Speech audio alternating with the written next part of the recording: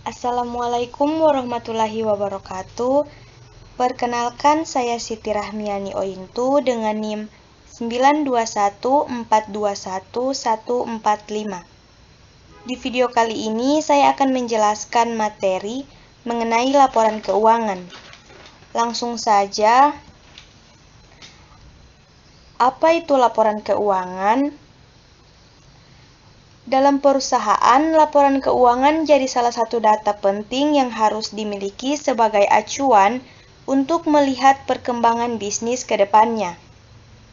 Laporan keuangan sendiri merupakan ringkasan dari suatu proses pencatatan yang bersumber dari transaksi-transaksi keuangan yang terjadi selama 1 tahun atau tahun berjalan. Laporan keuangan ini disajikan oleh manajer yang akan digunakan sebagai dasar penilai atas kinerja perusahaan tersebut dan juga dapat digunakan untuk pihak ekstern. Menurut beberapa ahli, informasi yang dapat dipakai untuk pengambilan keputusan mulai dari investor atau calon investor sampai dengan manajemen perusahaan itu sendiri. Laporan ini akan memberikan informasi mengenai profitabilitas, risiko, timing aliran kas, yang kesemuanya akan mempengaruhi harapan pihak-pihak yang berkepentingan. Itu merupakan pengertian laporan keuangan dari Hanafi. Selanjutnya ada tujuan laporan keuangan. Yang pertama, memberikan satu bahasa yang dimengerti oleh semua pihak. Yang kedua, menunjukkan logika dari hubungan timbal balik antara laporan-laporan keuangan itu sendiri. Selanjutnya, untuk memberikan informasi keuangan yang dapat dipercaya mengenai sumber-sumber ekonomi dan kewajiban serta modal perusahaan. Yang keempat, untuk memberikan informasi keuangan yang membantu para pemakai laporan untuk mengestimasi potensi perusahaan dalam menghasilkan laba di masa depan.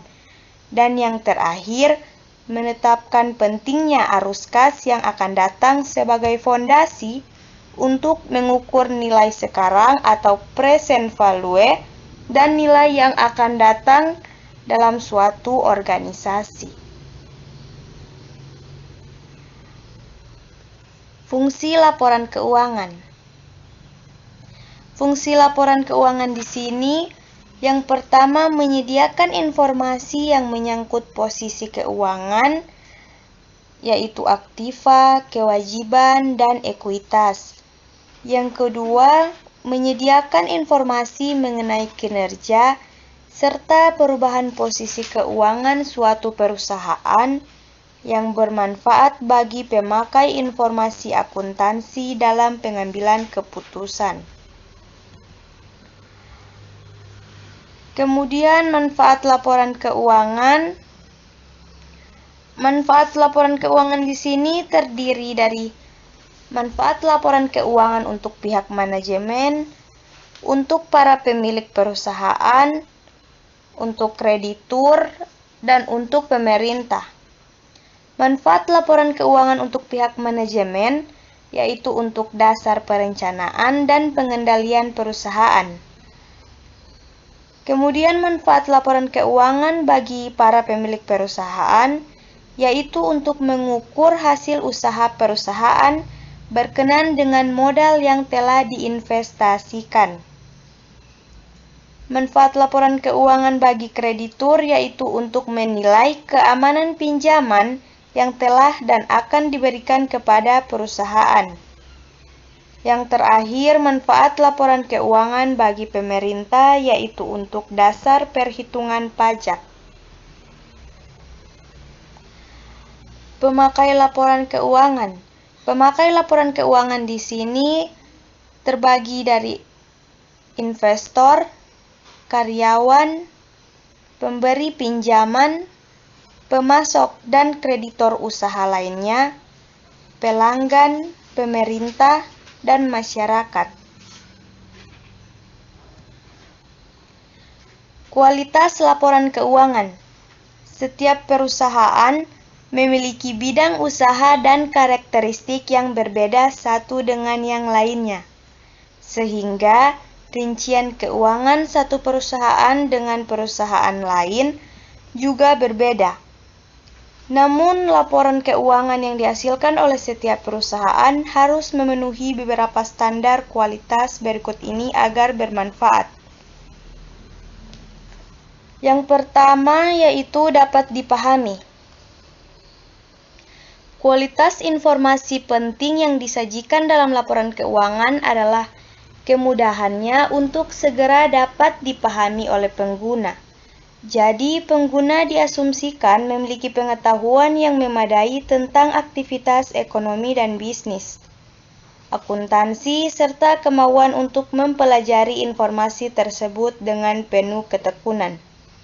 Akan tetapi, kepentingan agar laporan keuangan yang dapat dipahami tetapi tidak sesuai dengan informasi yang relevan harus diabaikan dengan pertimbangan bahwa informasi tersebut terlalu sulit untuk dipahami oleh pengguna tertentu. Yang kedua yaitu relevan. Agar bermanfaat, informasi harus relevan dengan kebutuhan pengguna untuk proses pengambilan keputusan. Informasi dikatakan memiliki kualitas yang relevan jika dapat mempengaruhi keputusan ekonomi pengguna dengan cara membantunya mengevaluasi peristiwa masa lalu, masa kini, ataupun masa depan, menegaskan atau mengoreksi hasil evaluasinya di masa lalu. Selanjutnya ada materialitas. Materialitas di sini yaitu informasi dipandang bersifat material jika kelalaian untuk mencantumkan atau kesalahan dalam mencatat informasi dapat mempengaruhi keputusan ekonomi pengguna yang diambil atas dasar laporan keuangan. Materialitas tergantung pada besarnya pos atau kesalahan yang dinilai sesuai dengan situasi tertentu, dari kelalaian mencantumkan atau kesalahan mencatat.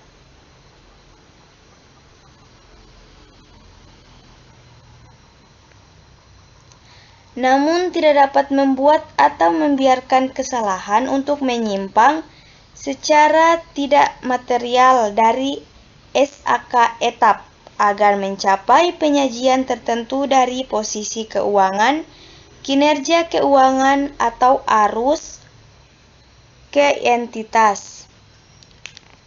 Selanjutnya yaitu keandalan atau reliabilitas.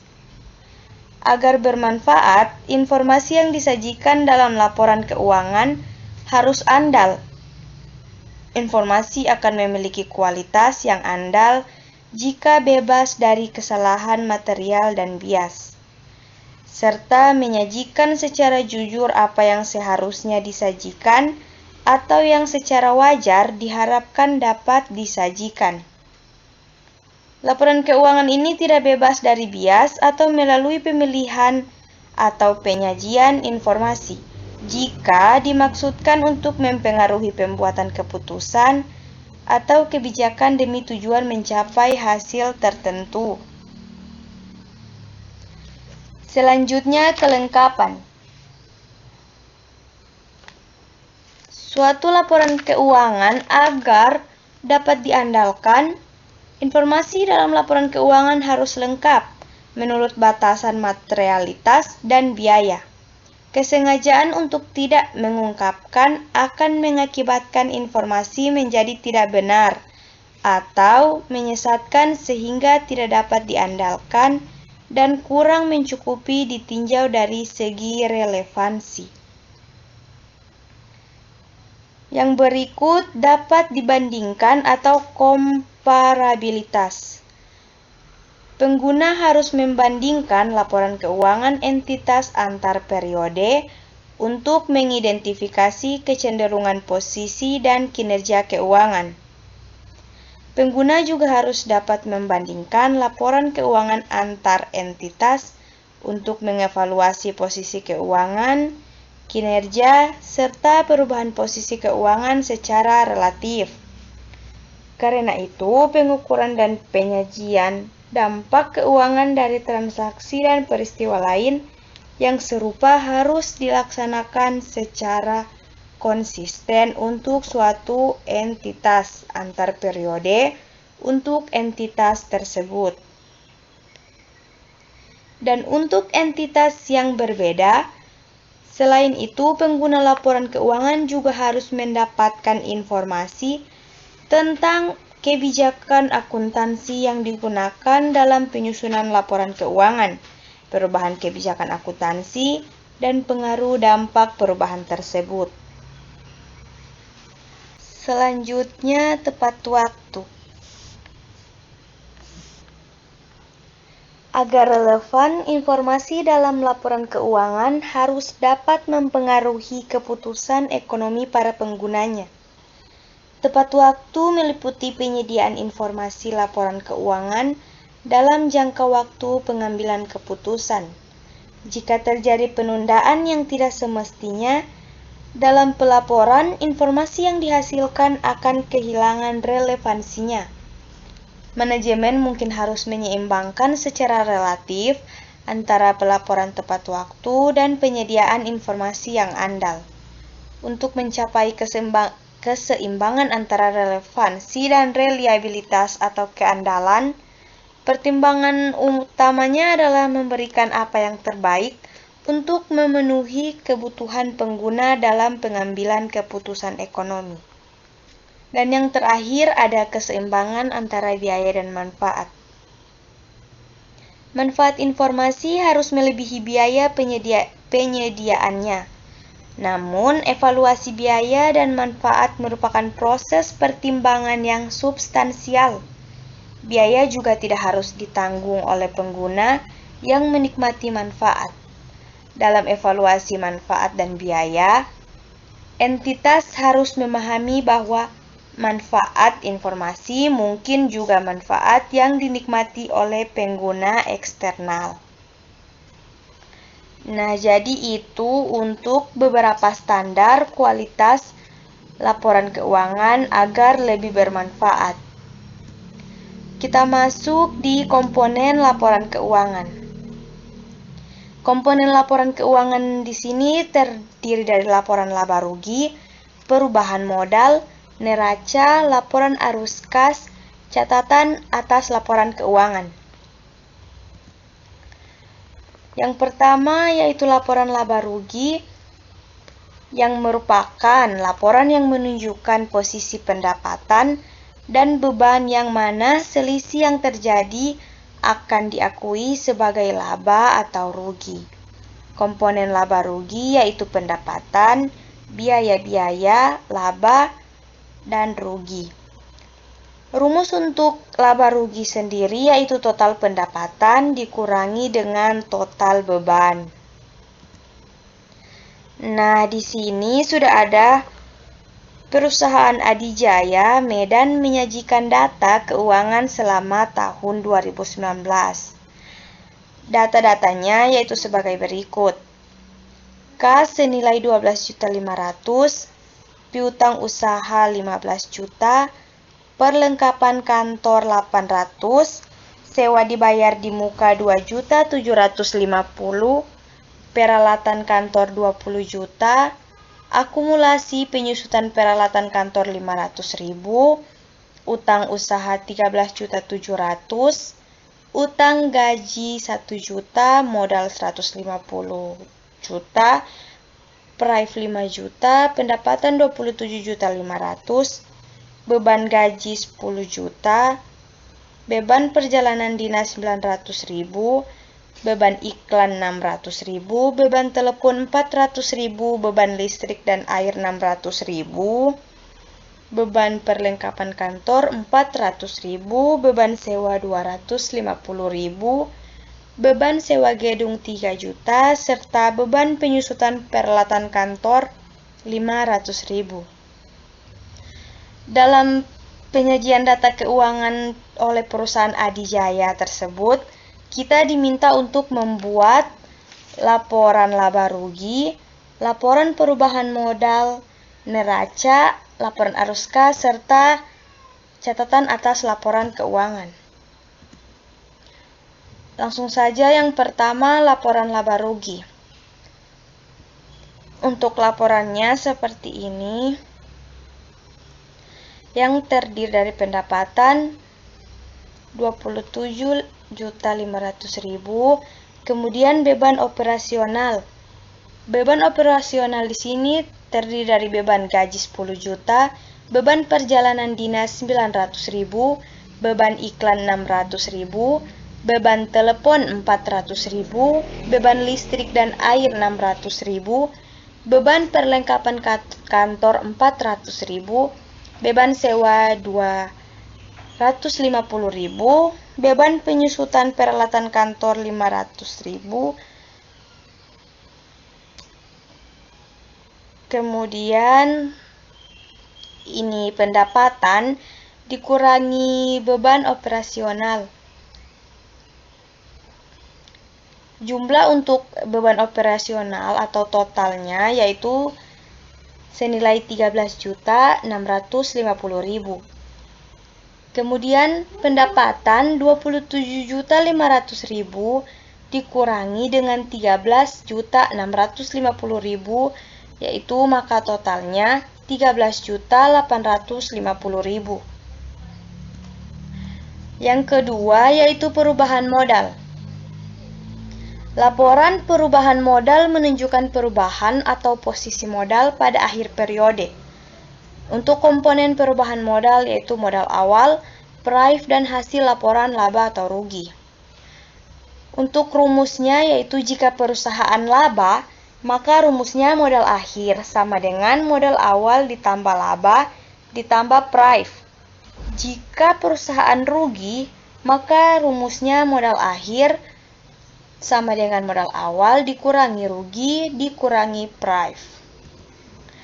Untuk laporannya yaitu sebagai berikut. Perusahaan Adijaya Medan, laporan perubahan modal untuk periode yang berakhir 31 Desember 2009. Untuk modal awalnya yaitu 150 juta, laba bersih tahun 2005 13.850.000, dan jika ditotalkan itu senilai 163.850.000. Kemudian pengambilan praif, dia 5 juta senilai 5 juta rupiah. Jadi untuk total yang tadi yang 163.850.000 dikurangi dengan pengambilan praif senilai 5 juta, itu hasilnya 158.850.000. Itu untuk modal akhirnya. Selanjutnya neraca. Neraca adalah laporan yang menunjukkan keadaan keuangan suatu perusahaan pada periode tertentu. Keadaan keuangan tersebut akan ditunjukkan dengan membandingkan aktiva dengan pasiva, kewajiban dan modal. Dengan kata lain, seberapa besar kemampuan pasiva dalam memenuhi kebutuhan aktiva. Untuk elemen atau komponen laporan neraca pada umumnya dikelompokkan berdasarkan tingkat kelancaran dan ketidaklancaran. Neraca di sini yaitu ada aktiva. Aktiva sendiri terdiri dari aktiva lancar, aktiva tetap berwujud, aktiva tak berwujud. Kemudian kewajiban dan modal. Untuk aktiva lancar, itu terdiri dari kas, surat berharga, piutang, persediaan, biaya-biaya dibayar di muka, serta perlengkapan. Aktiva tetap berwujud terdiri dari peralatan, bangunan, dan tanah. Untuk aktiva tak berwujud terdiri dari paten, goodwill, franchise, hak cipta, dan lain sebagainya. Untuk kewajiban di sini ada kewajiban lancar yang terdiri dari utang dagang, utang wesel, utang gaji, utang pajak, utang beban, serta utang dividen. Untuk modal sendiri terdiri dari modal saham, agio atau disagio saham, serta laba ditahan. Untuk laporan perusahaan Adijaya, Medan, laporan neraca per 31 Desember 2009 yaitu sebagai berikut. Kasnya 135.500.000, piutang usaha 15 juta, perlengkapan kantor 800.000, sewa dibayar di muka 2.750.000, peralatan kantor 20 juta, serta akumulasi penyusutan peralatan kantor senilai 500.000. Maka total aktiva tersebut senilai 173.550.000. Itu untuk yang aktiva. Nah, untuk yang pasiva itu utang usaha senilai 13.700.000, utang gaji senilai 1 juta, modal akhir itu 158.850.000. Kemudian kita totalkan, maka total pasiva di sini senilai 173.550.000 rupiah. Laporan selanjutnya yaitu laporan arus kas. Laporan arus kas menunjukkan bagaimana perubahan aliran kas suatu perusahaan antara aliran masuk dengan aliran keluar. Untuk tujuan laporan arus kas tersebut yaitu memberikan informasi yang relevan mengenai penerimaan dan pembayaran kas dari suatu perusahaan selama suatu periode tertentu. Untuk aktivitas aliran arus kas terdiri dari komponen sebagai berikut. Yang pertama itu ada aktivitas operasi. Itu terdiri dari aktivitas jangka pendek, penjualan. Yang kedua, aktivitas investasi terdiri dari aktivitas jangka panjang. Dan yang terakhir, aktivitas pendanaan terdiri dari memenuhi seluruh dana.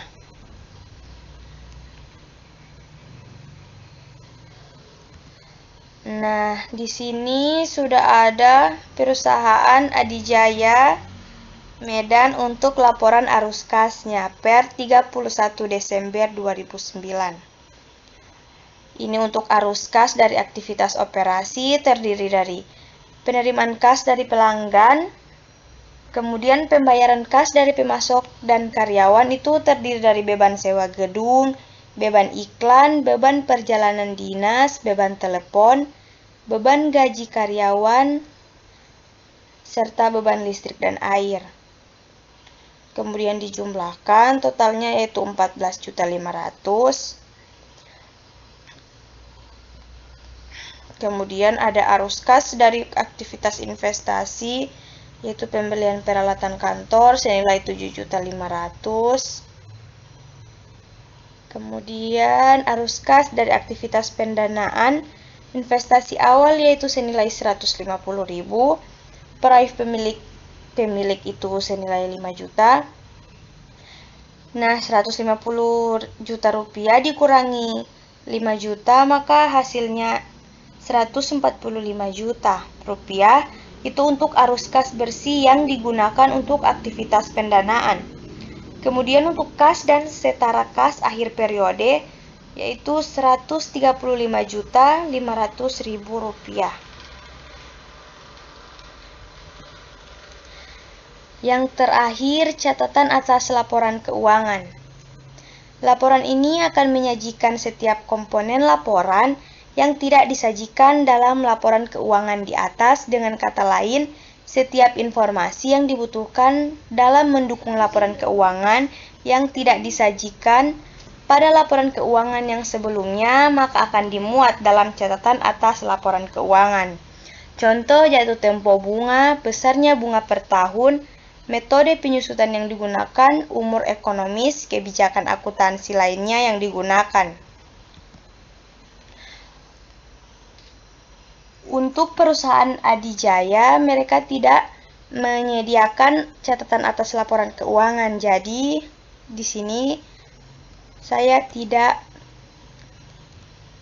menyertakan bentuk laporan keuangan, catatan atas laporan keuangan.